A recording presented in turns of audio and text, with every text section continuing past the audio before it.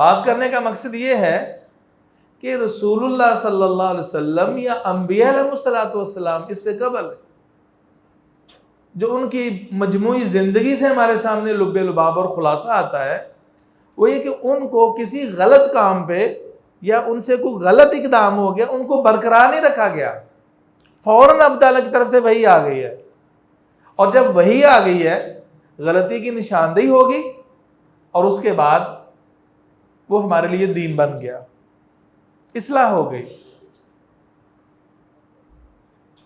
اب ہم نے اپنی جو دینی ترجیحات ہیں عبادات میں، معاملات میں،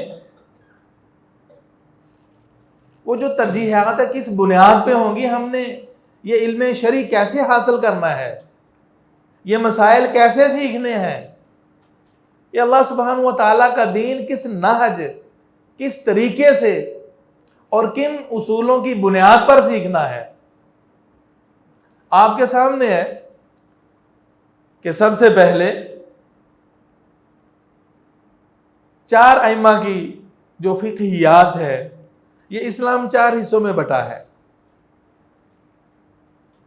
3 صدیوں کے بعد 4تھی صدی ہجری کے آغاز میں، اس سے پہلے یعنی شخصی جو ایک تقلید ہوتی ہے، شخصی طور پر جو انسان ایک ہی شخص کی زندگی کو اپنے لیے اسوہ بنا لیتا ہے، اس کا قطعاً تصور نہیں تھا، بلکہ کسی بھی مسئلے میں اس سے قبل کسی کو ضرورت ہوتی، کسی بھی صاحب علم کے پاس جاتا، اسے مسئلہ دریافت کرتا تو وہ قرآن و سنت کی دلیل میں سے پختہ دلیل دیتا تھا، اس کا کوئی نسبت ہو نہ علاقائی اس حوالے سے کہ اس میں تعصب ہو، یعنی شخصی اتباع کا یا شخصی تقلید کا کوئی تصور نہیں تھا۔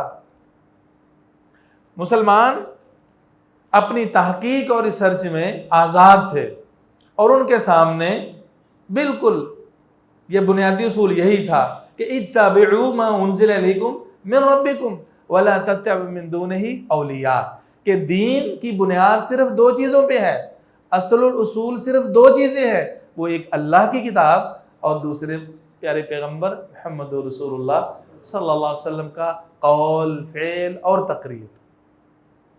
آپ نے کو فرمان جاری فرما دیا، وہ ہمارے لیے دین بن گیا۔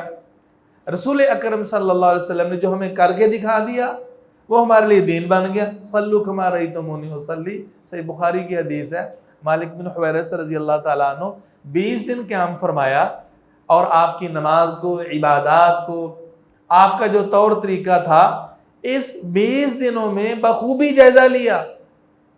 اس مختصر شارٹ کورس میں داخلے کے بعد وہ جب گھروں کی طرف رخصت ہونا چاہتے ہیں تو رسول اللہ صلی اللہ علیہ وسلم نے کیا فرمایا؟ صلو کما رأیتمونی اصلی، تم نے نماز ایسے پڑھنی جیسے تم مجھے پڑھتے ہوئے دیکھتے ہو۔ نماز کے لیے ایک معیار مقرر ہو گیا، ایک معیار مقرر ہو گیا کہ نماز جس انسان نے پڑھنی ہے اور جو ہم مسلمانوں پر ایک بنیادی فرض عائد ہے، اس کا طریقہ کار کیا ہوگا۔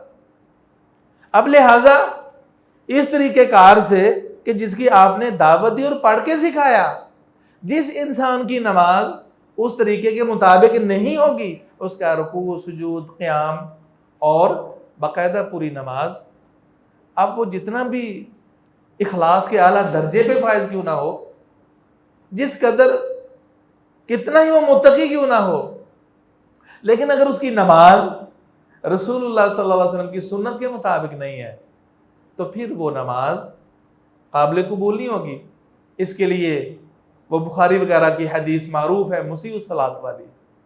ایک صحابی نے نماز پڑھی رسول اکرم صلی اللہ علیہ وسلم کے سامنے، ایک دفعہ پڑھی، اللہ کے رسول صلی اللہ علیہ وسلم دیکھ رہے تھے، فرمایا ارجع فصلی فإنک لم تصلی، واپس جاؤ دوبارہ نماز پڑھو، تم نے نماز پڑھی نہیں ہے۔ حالانکہ نماز تو اس نے پڑھی ہے، آپ نے اس کی پڑھی ہوئی نماز، پڑھنے والے صحابی ہیں، لیکن اس کی نماز کا بغور جائزہ لیا اور جس طریقے سے پڑھی اس کو آپ نے ریجیکٹ فرما دیا۔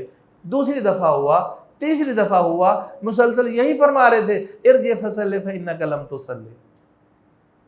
بالآخر انہوں نے آخر میں کیا فرمایا؟ علمنی یا رسول اللہ، اللہ کے رسول آپ مجھے سکھا دے، لا احسن غیر ھذا، مجھے اس سے اچھی نماز آتی نہیں ہے۔ ریجیکٹ ہو گئی۔ کیوں ریجیکٹ ہوئی؟ اس لیے کہ وہ سنت کے مطابق نہیں تھی۔ صحیح بخاری ہی کے اندر حذیفہ بن یمان رضی اللہ تعالیٰ عنہ کی حدیث آتی ہے، کیا دیکھتے ہیں ایک شخص نماز پڑھ رہا ہے، اس شخص نے جب نماز پڑھی اسے دریافت فرماتے ہیں منذ کم تصلی، کتنے عرصے یہ نماز پڑھ رہے ہو؟ انہوں نے کہا منذ 40 سنہ، 40 سال سے نماز پڑھ رہا ہوں۔ وہ فرماتے ہیں ما صلیت، یہ سابقہ زندگی میں تو نے نماز پڑھی نہیں ہے، 40 سال سے نمازیں پڑھ رہا ہے۔ اور حدیث میں وضاحت آتی ہے لا یتم رکوعھا ولا سجودھا، نہ رکوع پورا نہ سجود پورا۔ ایک طرف اللہ کے رسول صلی اللہ علیہ وسلم خود نماز کو ریجیکٹ کرتے ہیں، دوسری طرف پیارے پیغمبر صلی اللہ علیہ وسلم کے صحابی جنہوں نے آپ سے ٹریننگ حاصل کی ہے اس شخص کی نماز کو ریجیکٹ کر دیتے ہیں۔ اور آپ تیسری طرف دیکھیں، ہمارے معاشرے کے اندر بالکل واضح طور پر فتویٰ دیا جاتا ہے کہ بھئی رکوع و سجود نماز کے اندر طمانینت فرض نہیں ہے۔ جو انسان قیام کے اندر مختصر صرف چھوٹی سی آیت پڑھ لیتا ہے اس کا قیام ٹھیک ہے، اگر رکوع کے اندر ہلکا سا جھک جاتا ہے اور اس کے جھکنے میں اطمینان نہیں ہے، ہلکا سا جھکا ہے، اس طرح اس نے ماتھا اپنا زمین پہ ٹیک دیا ہے اور اس کے اندر اطمینان اور سکون نہیں ہے، اگرچہ تسبیحات بھی نہیں ہے، اس کی نماز صحیح ہے۔ اللہ کے رسول صلی اللہ علیہ وسلم رکوع و سجود میں اطمینان کو فرض قرار دیتے ہیں، لیکن دوسری طرف ہمارے معاشرے کے اندر ایک رائے پائی جاتی ہے کہ اس طرح جلد نماز پڑھنے سے، اس طریقے سے کہ جس میں رکوع و سجود میں اطمینان نہ بھی ہو تو وہ نماز ہو جاتی ہے۔ اب ہمارے لیے معیار کیا ہے؟ اختلاف تو ہر مسئلے میں ہے۔ جب ہم قرآن و حدیث کا جائزہ لیں گے، اسلاف کے منہج کا جائزہ لیں گے، صحابہ کرام رضوان اللہ علیہم اجمعین کا جو طور طریقہ تھا، پیارے پیغمبر صلی اللہ علیہ وسلم سے جو سیکھا تھا، اس سے ہمیں پتہ چلتا ہے کہ ایسی نماز ریجیکٹ ہے۔ یہی معاملہ روزے کا ہے، یہی معاملہ حج کا ہے، صدقات کا ہے، کہ جس میں طور طریقہ رسول اللہ صلی اللہ علیہ وسلم والا نہیں ہے، وہ عبادت ناقابل قبول ہے۔ محترم معززین کرام، یہ بنیادی طور پر یہ جو اختلافات نے جنم لیا ہے یا یہ اختلافات جنم لیتے ہیں، چونکہ ہمارے دین کا حصہ ہے، ہم نے اس چیز کو سمجھنا ہے کہ آخر ہم نے اپنی جو عبادات ہیں کس طریقے سے بجا لانی ہے، اس کے اندر کیا کوئی معیار ہے؟ کیا ہمارے لیے کوئی ماڈل ہے کہ جس کو ہم سامنے رکھیں؟ یقیناً وہ کیا ہے؟ وہ ہدایت بنیادی کیا ہے؟ اتبعوا ما انزل الیکم من ربکم ولا تتبعوا من دونہ اولیاء، جو اللہ نے نازل کیا ہے بصورت وحی، وہ قرآن اور دوسری حدیث۔ سب سے پہلے کسی بھی معاملے میں اگر ہمیں کوئی پرابلم ہے یا باہم اختلاف ہو گیا ہے، علماء کا اختلاف ہو گیا ہے، فقہائے کرام کا اختلاف ہو گیا ہے، تو ہم نے سب سے پہلے دیکھنا ہے کہ جب ان میں آپس میں بڑے بڑے کبار علماء محققین کے درمیان اختلاف ہے تو آئیے قرآن و سنت سے پوچھتے ہیں۔ جب ہم قرآن و سنت کی طرف رجوع کرتے ہیں تو پھر ہمیں بعض فقہا کا موقف قوی محسوس ہوتا ہے کہ ان کے پاس تو فلاں دلیل ہے، فلاں دلیل ہے۔ اس کی آپ کو میں واضح مثال دیتا ہوں۔ یہ امام مالک رحمہ اللہ کا واقعہ ہے، اور ان کے شاگرد عبداللہ بن وہب ہے رحمہ اللہ، بہت بڑے محدث ہیں۔ امام ابن ابی حاتم رحمہ اللہ نے مقدمۃ الجرح و تعدیل کے اندر یہ واقعہ نقل فرمایا، اور امام بہقی رحمہ اللہ نے پورا ذکر کیا ہے، اسے باسند ذکر فرمایا ہے۔ ہوا یہ کہ امام مالک رحمہ اللہ کی مجلس لگی ہوئی ہے، اور کسی نے آ کے یہ مسئلہ پوچھ لیا کہ یا امام، وضو کے اندر انگلیوں کا خلال کیا ثابت ہے؟ انگلیوں کا خلال ثابت ہے، کرنا چاہیے کہ نہیں کرنا چاہیے؟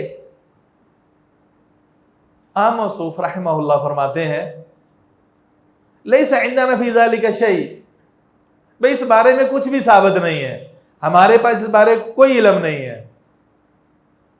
انگلیوں کے خلال کے بارے میں امام مالک رحمہ اللہ نے یہ فتویٰ دیا۔ اب عبداللہ بن وہب رحمہ اللہ ان کے شاگرد ہیں، جب لوگ نکل گئے، مجلس برخاست ہوئی، تو ادب و احترام کا تقاضا یہ ہے ان کا کہ فوراً جس طرح کہ ہم جلد بازی کرتے ہیں، ادھر حافظ صاحب سے اور کسی بھی صاحب علم شخصیت سے سوال پوچھا جاتا ہے تو فوراً وہ بغل میں بیٹھے ہوئے، پہلو میں بیٹھے ہوئے مقتدی صاحب وہ جواب دینا شروع کر دیتے ہیں، جی نہیں اس کا یہ حل ہے، یہ حل ہے، اپنی آرا۔ یہ گستاخی ہے، اہل علم کی یہ نہ قدری ہے۔ کہاں عبداللہ بن وہب رحمہ اللہ خاموش رہتے ہیں، مجلس برخاست ہوتی ہے، ذرا تنہائی میں امام مالک رحمہ اللہ سے ملتے ہیں، کہتے ہیں کہ جناب امام صاحب عندنا فی ذالک حدیث، ہمارے پاس اس حوالے سے حدیث موجود ہے۔ دین کے تفقہ میں، حصول علم میں، اور رب تعالیٰ کی اس شریعت کو ہم نے کس طرح لینا ہے، اس کا طریقہ کار یہ ہے۔ امام مالک رحمہ اللہ نے دعویٰ کیا کہ اس قسم کا مسئلہ مجھے معلوم نہیں ہے، انگلیوں کے خلال کے بارے میں دلیل موجود نہیں ہے۔ شاگرد رشید نے دعویٰ کیا کہ اس حوالے سے حدیث معلوم ہے، یعنی انگلیوں کا خلال، وہ پاؤں کی انگلیاں ہیں، وہ ہاتھوں کی انگلیاں ہیں، ان کا خلال از روئے سنت ثابت ہے۔ اب اپنے دعوے کو دلیل کے ساتھ مضبوط کرتے ہیں، اور دلیل کیا دیتے ہیں؟ باسند دلیل دیتے ہیں۔ ان میں کہتے ہیں کہ لیث بن سعد، ابن لہیہ اور عمر بن حارث، انہوں نے اپنے استاد سے روایت لی، اور وہ جو ان کے شیخ ہیں ابو عبد الرحمن حبلی سے روایت لی، اور وہ ابو عبد الرحمن جو حبلی ہیں وہ مستورد بن شداد رضی اللہ تعالیٰ عنہ سے، جو کہ صحابی رسول ہیں، ان سے وہ نقل کرتے ہیں، اور صحابی رسول کہتے ہیں رأیت رسول اللہ صلی اللہ علیہ وسلم یخلل بخنصرہ، کہ اللہ کے رسول صلی اللہ علیہ وسلم اپنی چھنگلی کے ساتھ ما بین اصابع رجلیہ، اپنی چھنگلی کے ساتھ، اب چھنگلی کا تعین نہیں ہے، یہ چھوٹی انگلی ہے، حدیث کے اندر کہیں بھی تعین نہیں ہے کہ دائیں کی چھنگلی ہو یا بائیں کی، جب پاؤں کی انگلیوں کا خلال کرنا ہے تو کون سی ہو، لہذا مسئلے کی روح سے کوئی حرج نہیں ہے، آپ دائیں سے خلال کر لیں یا بائیں سے، لیکن مسئلہ پاؤں کا ہے اس لیے بائیں کو فوقیت دے دیں، بائیں سے خلال کر لیں۔ اب اپنے دعوے کے ثبوت میں سند پیش کر کے دلیل پیش کرتے ہیں کہ رسول اللہ صلی اللہ علیہ وسلم سے مجھے یہ حدیث ملی ہے۔ جب انہوں نے سند دیکھی، حدیث سامنے آئی، تو کہ ان ھذا الحدیث حسن، امام مالک رحمہ اللہ محدث سے سند کا جائزہ لیا اور فرماتے یہ حدیث تو حسن درجے کی ہے، حدیث تو قابل قبول ہے۔ اب امام مالک رحمہ اللہ اس سے قبل جب بھی ان سے پوچھا گیا، اور اس مجلس میں بھی اس کے بارے میں فتویٰ نہیں دیا کرتے تھے، لیکن جب پیارے پیغمبر صلی اللہ علیہ وسلم کا یہ فرمان بسند صحیح ان کو ملا ہے، تو اس کے بعد عبداللہ بن وہب رحمہ اللہ فرماتے ہیں جب بھی پوچھا گیا ہے تو انہوں نے میری سند سے، اپنے شاگرد کی سند سے، سند پڑھ کے فتویٰ دیا کرتے تھے، اور کہا کرتے تھے کہ یہ اللہ کے رسول کی سنت ہے، پاؤں کی انگلیوں کا چھنگلی کے ساتھ خلال کرنا چاہیے۔ میرے محترم سامعین کرام بھائیو، پیارے پیغمبر صلی اللہ علیہ وسلم کی حدیث ہی حقیقت کے اندر یہ حق و باطل کے درمیان ایک امتیاز ہوگا۔ نماز کا معاملہ ہے، دیگر کسی قسم کی جو بھی آپ بات کرتے ہیں، تسبیح کا معاملہ ہے، اور رکوع و سجود کا مسئلہ ہے، معاملات کا مسئلہ ہے. تو ان سب معاملات میں کسی بھی شرعی عمل میں اور تلاش حق میں منہج سلف وہ یہ ہے کہ فوراً جہاں کہیں اختلاف پیدا ہو تو آپ نے رجوع کس طرف کرنا ہے؟ قرآن و حدیث کی طرف. اور اللہ بھی فرماتے ہیں فَإِن تَنَازَعْتُمْ فِي شَيْءٍ فَرُدُّوا إِلَى اللَّهِ وَالرَّسُولِ. تو اللہ سبحانہ و تعالیٰ فرماتے ہیں فَإِن تَنَازَعْتُمْ فِي شَيْءٍ فَرُدُّوا إِلَى اللَّهِ وَالرَّسُولِ. دو علماء کا اختلاف ہوتا ہے، دو فقہا کا اختلاف ہو جاتا ہے، دو مفتیان کا اختلاف ہو جاتا ہے، اور جو شریعت کے طلباء ہیں، جو شریعت کے علماء اور محققین ہیں، جو اس فن کے شاہ سوار ہیں اور اس فیلڈ کے لوگ ہیں، انہیں پتہ کتنے زیادہ مسائل میں اختلاف پایا جاتا ہے. لیکن کیا یہود و نصارہ کی طرح اختلافات کو بنیاد بنا کر ہم دین کو خیر بات کہہ دیں؟ یہ کبھی نہیں ہو سکتا. آپ کی یہ ذمہ داری ہے، ایک ذمہ داری ہے عالم کی اور ایک ذمہ داری ہے آپ لوگوں کی. عالم کی ذمہ داری یہ ہے کہ جب بھی مسئلہ بتائے قرآن و حدیث کی صحیح دلیل کی روشنی میں علی وجہ البصیرت بتائے. اللہ بھی فرماتے ہیں فَاسْأَلُوا أَهْلَ الذِّكْرِ إِن كُنتُمْ لَا تَعْلَمُونَ بِالْبَيِّنَاتِ وَالزُّبُرِ. آپ تمام صحابہ کرام کو دیکھ لیں، بلکہ ائمہ اربعہ رحمہ اللہ کو دیکھ لیں، انہوں نے جب بھی اپنے علم کے مطابق فتویٰ دیا تو بنیاد کی چیز کو بنایا، وحی کو بنایا، اللہ سبحانہ و تعالیٰ کے فرمان کو بنایا اور رسول اللہ صلی اللہ علیہ وسلم کی حدیث کو بنایا، صحابہ کے آثار کو بنایا. تو جب آپس میں اختلاف ہو جائے فَرُدُّوا إِلَى اللَّهِ وَالرَّسُولِ، اس کو اللہ اور اس کے رسول کی طرف لٹانا ہے. یہی سبق اختلافات کے وقت ہمارے ان عظماء نے، ائمہ رحمہ اللہ نے دیا ہے. ائمہ اربعہ کو دیکھ لیجئے کہ ان کے عہد میں اختلافات نہیں تھے. اصل میں دین کو سیکھنے کے لیے یہ بنیادی منہج آپ کو معلوم ہونا چاہیے کہ ہاں دین کسے کہتے ہیں، دین کسے کہتے ہیں، شریعت کسے کہتے ہیں، عبادت کسے کہتے ہیں. وہ کیا ہے؟ قال اللہ و قال رسولہ وما سوا کا ہذیان وما سوا ذالک ہذیان. العلم ما قال اللہ و قال رسولہ. علم کیا ہے؟ جو میرے اللہ نے فرمایا، جو پیارے پیغمبر محمد رسول اللہ نے فرمایا صلی اللہ علیہ وسلم. وما سوا ذالک ہذیان. امام ابن القیم رحمہ اللہ قصیدہ نونیہ کے اندر فرماتے ہیں اس کے سوا سب کچھ ہذیان ہے، بےہودگی ہے، بکواس ہے. دین جو ہے صرف میرے رب کا ہے. اس لیے کہ وہ وہی ہے. اور اسی چیز کو بنیاد بنا کر ہم اپنے اسلاف کو مجموعی طور پر جب دیکھتے ہیں نا، اس حوالے سے بڑے غیور تھے، حدیث کے سامنے کسی کی بات کو قبول نہیں کرتے تھے، اللہ کے فرمان کے مقابلے میں کسی چیز کو قبول نہیں کرتے تھے. آپ ترمذی شریف کو دیکھ لیجئے، جو محدثین کرام کا جو منہج ہے، کتب احادیث کا ملاحظہ فرما لیں.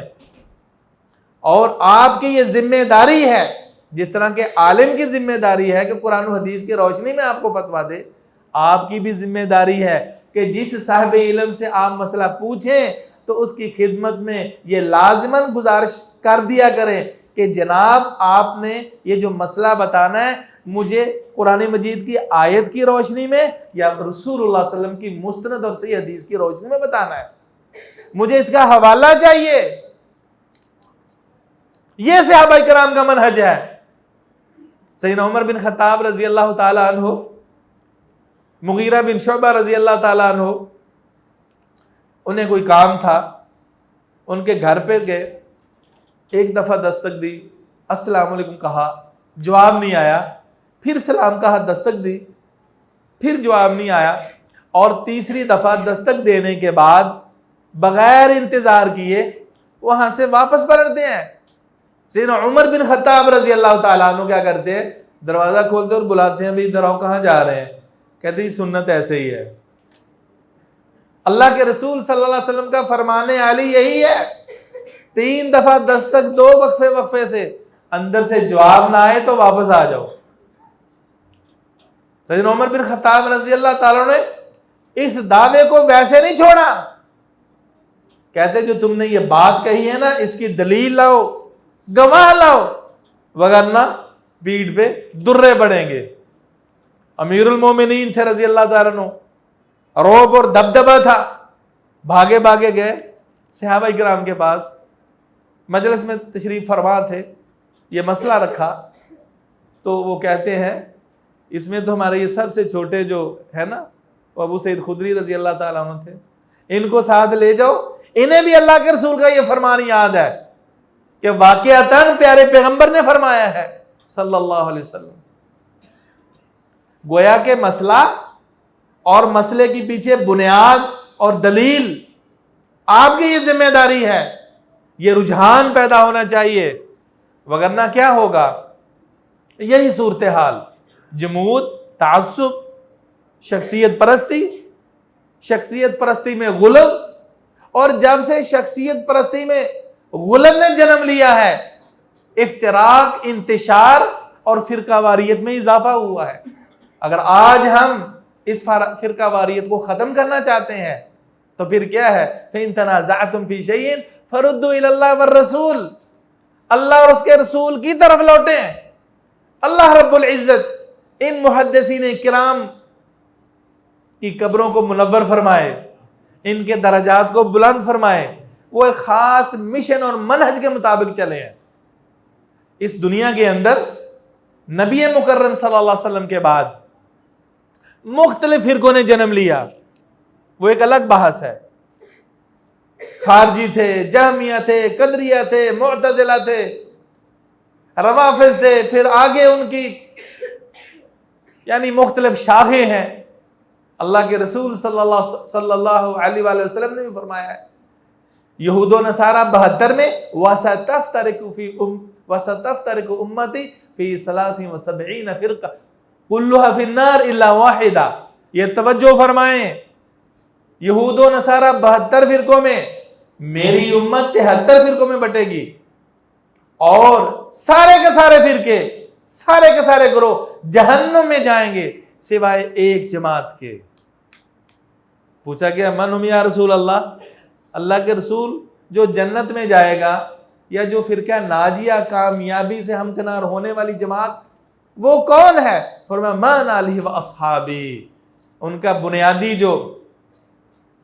بنیادی شعار اور ان کا جو بنیادی منہج ہے، طور طریقہ ہے، وہ ہوگا جس پہ میں محمد چل رہا ہوں، جو میرا طور طریقہ ہے، اور جو مجموعی طور پر میرے اصحاب کرام کا طریقہ ہے۔ مجموعی طور پر کبھی اللہ کے رسول کی حدیث ہوتی ہے، دیکھیں اتھارٹی کی چیز کی ہے، اور بھائیو اللہ رب العزت ان ائمہ کرام کی جو خدمات ہیں ان کو قبول فرمائے، لیکن اس کے باوجود بڑے تسامحات ہوئے ہیں، ان تسامحات کو ہم دین نہیں بنا سکتے،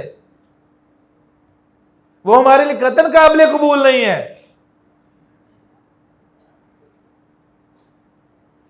یہ تو لوگ اس حیثیت کے ہیں کہ ان کا وہ درجہ نہیں صحابہ کرام کا ہے، حتیٰ کہ صحابہ کرام بھی کیوں نہ ہو، جب پیارے پیغمبر صلی اللہ علیہ وآلہ وسلم کی بظاہر حدیث سے مخالفت ہو رہی ہو، لا علمی کی وجہ سے اور علم نہ پہنچنے کی وجہ سے ان سے کوئی ایسی رائے سرزد ہوگی، ایسا فتویٰ جاری ہو گیا، اب اس کی حیثیت آپ صحابہ کرام کے نزدیک دیکھیے۔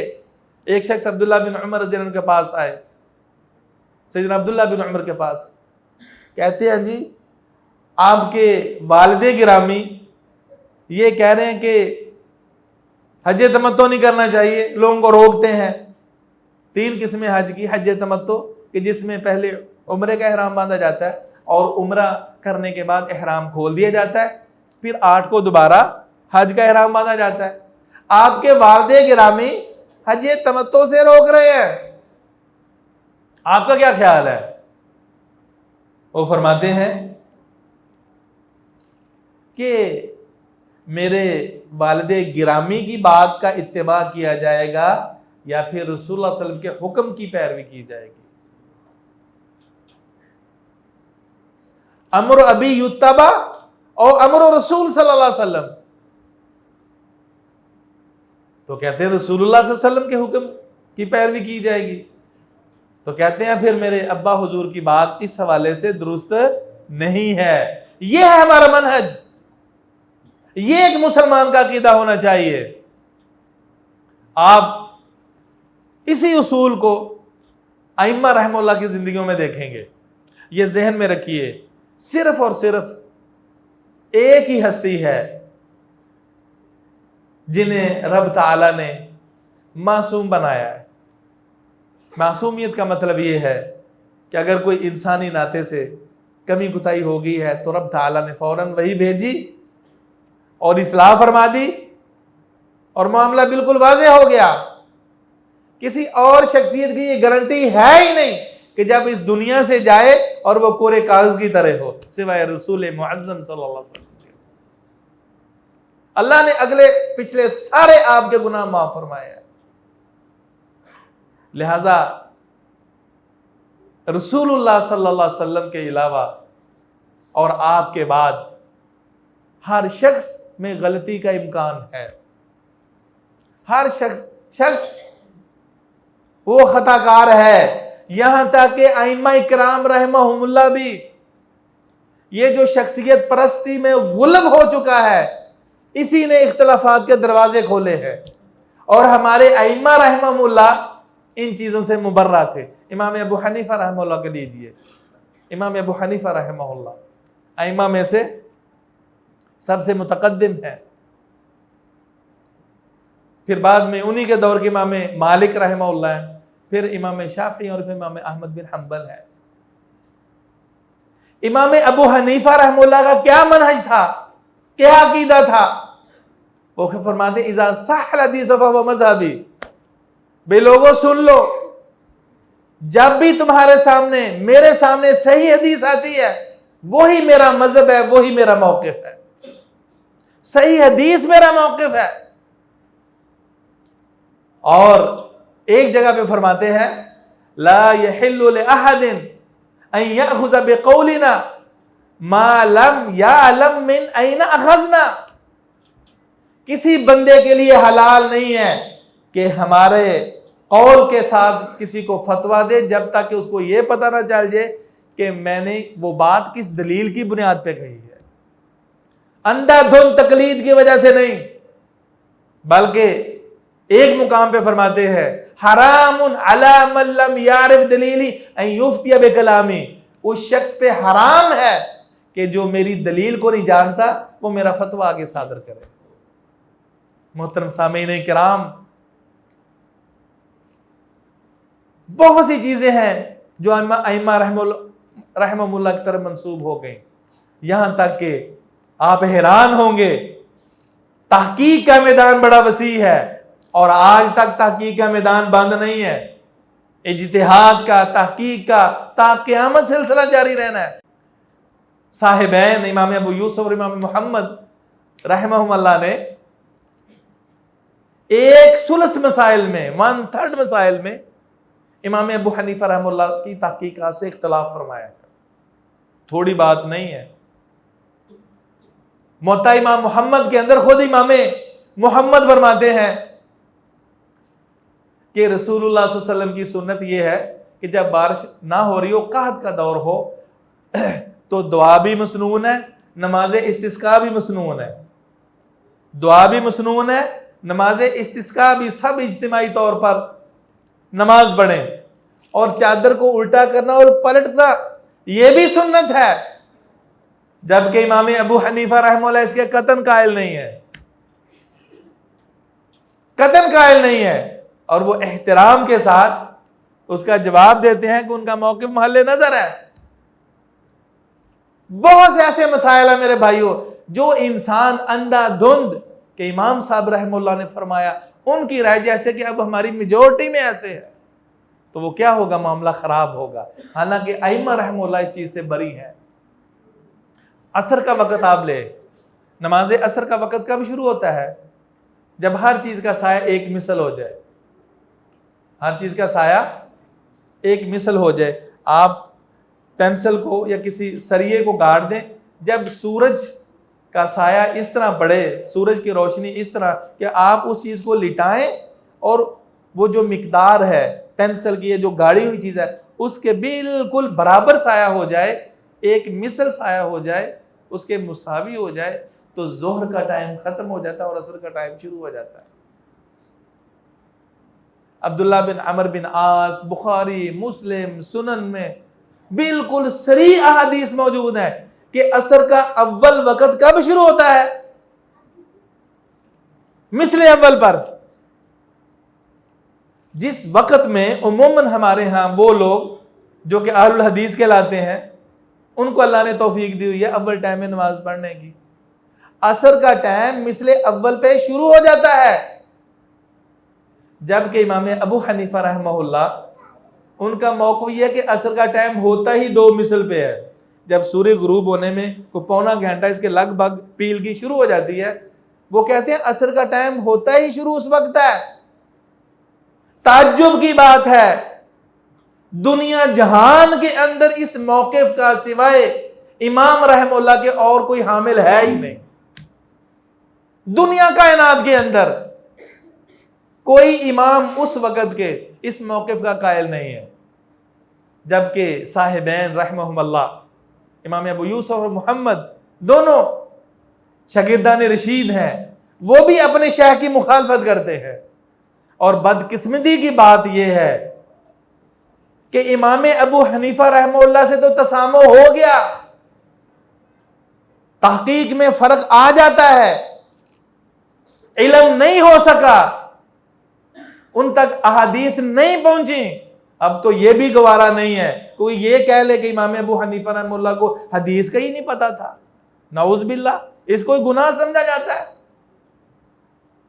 تو یہ وہ ان کا موقف ہے کہ دنیا جہان قرآن و حدیث کی روشنی میں کوئی اس کا قائل ہے ہی نہیں۔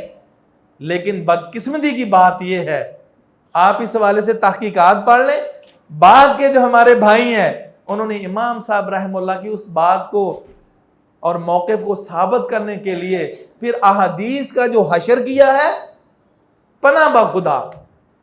حالانکہ امام صاحب رحمہ اللہ اس سے بری ہیں، وہ کہتے ہیں جب اللہ کے رسول کا صحیح فرمان آ جائے تو میرا وہی مذہب ہے۔ تو جب میرے بھائیوں اس قسم کے معاملات میں یہ صورت آئے گی تو اختلاف جنم لے گا نا۔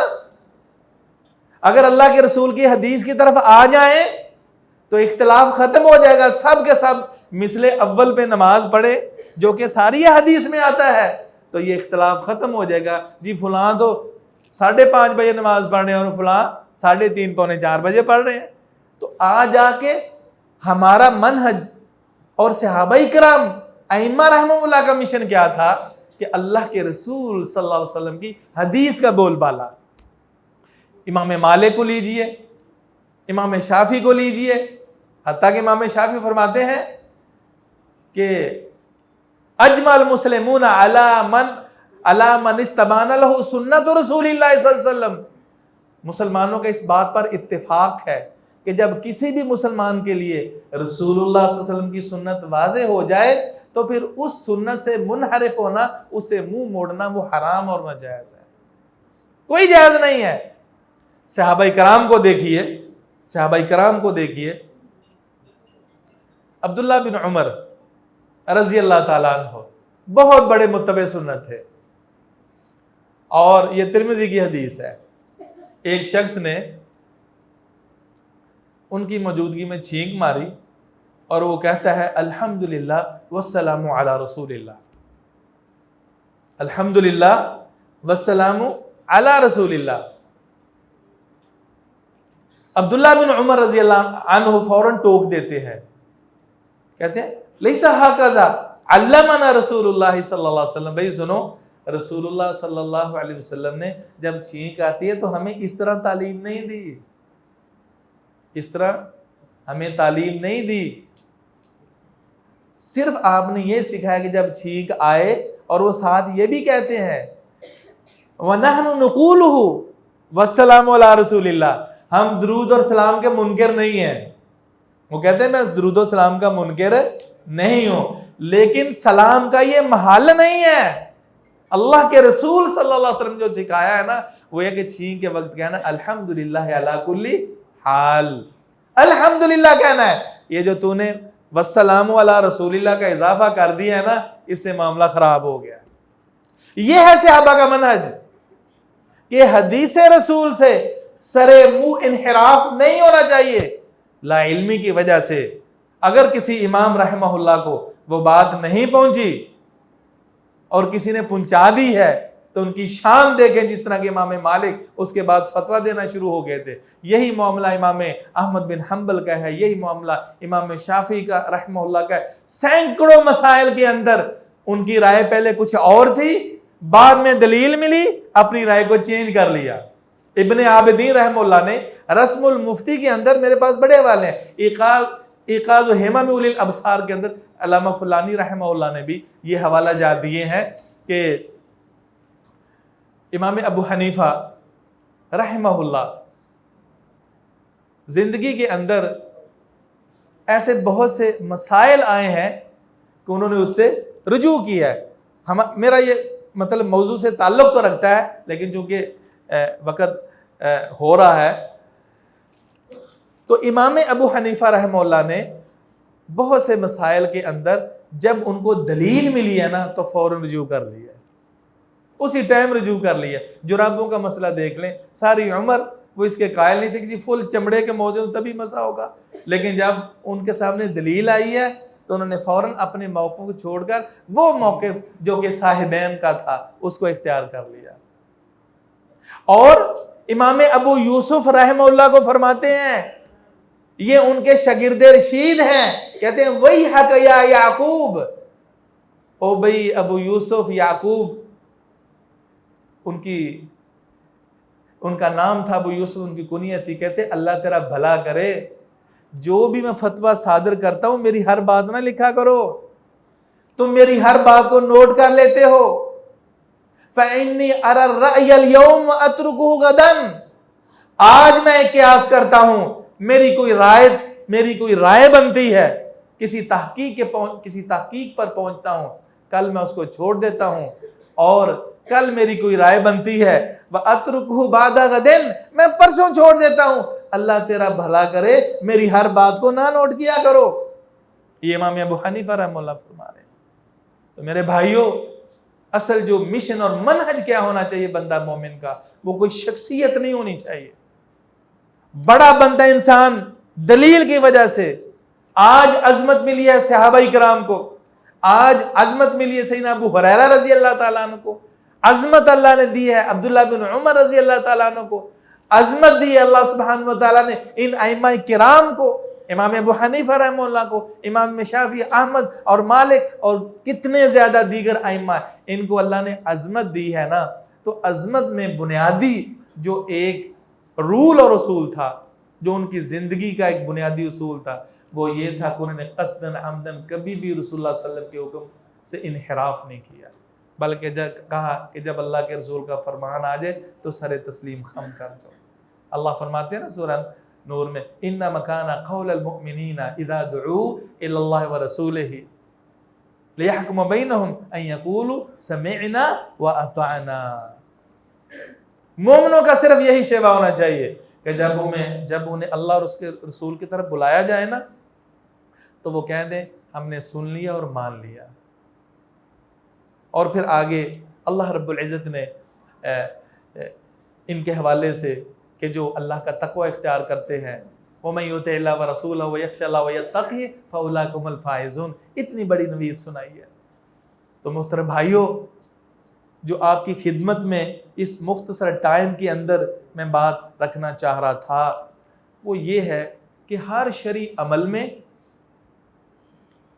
اور تلاش حق میں، دین کے کسی مسئلے کی دریافت میں، وہ جو اسلاف کا منہج اور مشن ہے، رسول اللہ صلی اللہ علیہ وسلم کی حدیث کے اندر جو ترغیبات ملتی ہیں، احکام ملتے ہیں، اس میں شخصیت پرستی نہیں ہے، وہ خواہ ابو بکر و عمر کیوں نہ ہو یا پھر دیگر صحابہ کرام نہ ہوں، حدیث کے مقابلے میں اگر ان کو کسی وجہ سے وہ تسامح کا شکار ہوئے ہیں، کوئی غلطی ہو گئی ہے، تو ہم اس بات کے پابند ہیں کہ ہم ان کی رائے کو چھوڑ کر رسول اللہ صلی اللہ علیہ وسلم کی حدیث کو فوقیت دیں۔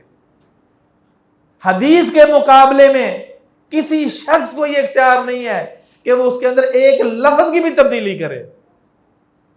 بخاری کی حدیث ہے نا، وہ معروف حدیث ہے، برا بن عازب اس کے راوی ہیں کہ رسول اللہ صلی اللہ علیہ وسلم فرماتے ہیں کہ جب تم میں سے کوئی سونے کے لیے آئے نا تو وہ نماز والا وضو کر لے، پھر اپنے دائیں پہلو پہ لیٹ جائے اور یہ دعا پڑھے، اللہم اسلمت وجہی الیک وفوضت امری الیک والجأت ظہری الیک، یہ پوری دعا آخر تک یہ پڑھ کے سو جائے، یہ دعا پڑھ کے سو جائے، اور اس کے آخر الفاظ کیا ہیں؟ آمنت بکتابک الذی ارسلت آمنت بکتابک الذی انزلت وبنبیک الذی ارسلت، کہ اللہ جو تو نے کتاب نازل فرمائی ہے میں اس پر ایمان لاتا ہوں، اور اے اللہ جو تو نے نبی مکرم یا نبی کو مبعوث کیا ہے اس پر بھی ایمان لاتا ہوں۔ جب برا بن عازب رضی اللہ تعالیٰ عنہ وہ دہرا کر دعا سنانے لگے نا تو ایک لفظ کو بدل دیا، نبی کی جگہ لفظ رسول لگا دیا، نبی کی جگہ وَبِرَسُولِكَ الَّذِي أَرْسَلْتَ کہہ دیا۔ رسول اللہ صلی اللہ علیہ وسلم فرمایا نہیں، ایسے نہیں، جیسے میں نے سکھائی ہے ویسے ہی۔ اور اس کی فضیلت کیا ہے؟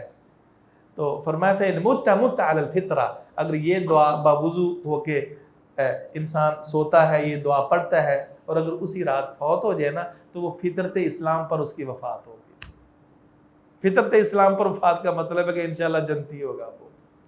ایک لفظ جو سیدنا برا نے بدلا ہے، رسول اللہ صلی اللہ علیہ وسلم نے اس کو قبول نہیں کیا۔ اور بھی ایسے محترم سامعین کرام احادیث کے اندر حوالہ جات ہیں کہ جس سے ہمیں اتباع کی جو حقیقت ہے وہ معلوم ہوتی ہے، اسلاف کا جو دین کے سیکھنے میں اور حصول علم میں جو منہج تھا وہ بالکل واضح ہو جاتا ہے۔ امام مالک رحمہ اللہ کی خدمت میں آج ہم کہتے ہیں اس میں کیا حرج ہے؟ آج کل مسئلہ تراویحوں کے بعد اگر انسان کوئی 16 کوئی 20 کوئی 30 نفل پڑھ لیتا ہے، ہر دفعہ 8 ہی پڑھتے ہیں، یہ اتنے نفل، تو کیا حرج ہے؟ بھئی حرج والی بات نہیں ہے۔ جہاں قرآن و سنت کی دلیل ملتی ہے تو دلیل کی بنیاد پر تو سب کچھ ہو سکتا ہے۔ اگر دلیل نہیں ہے، اگر کسی امام کی رائے ہے، کسی صحابی کا اپنی ذات کی حد تک انہوں نے یہ بات کہہ دی ہے تو پھر ہم اس کے پابند نہیں ہیں۔ امام مالک کا الفقیہ والمتفقہ اور امام شاطبی نے الاعتصام کے اندر یہ ذکر فرمایا ہے، ایک شخص آیا کہتے یا امام میں عمرہ کرنا چاہتا ہوں اور احرام باندھنا چاہتا ہوں، کہاں سے احرام باندھوں؟ وہ کہتے من ذوالحلیفہ سے۔ مدینے والوں کا میقات کون سا ہے؟ ذوالحلیفہ۔ ذوالحلیفہ سے تم احرام باندھو؟ تو کہتے میری خواہش یہ ہے، میری محبت کا تقاضا یہ ہے، میرا جی چاہتا ہے کہ میں رسول اللہ صلی اللہ علیہ وسلم کے روضہ اطہر کے پاس سے احرام باندھوں، ذوالحلیفہ سے نہیں چاہتا۔ اور روضہ رسول سے اگر میں احرام باندھ کے عمرہ کر لوں تو آپ کی کیا رائے ہے؟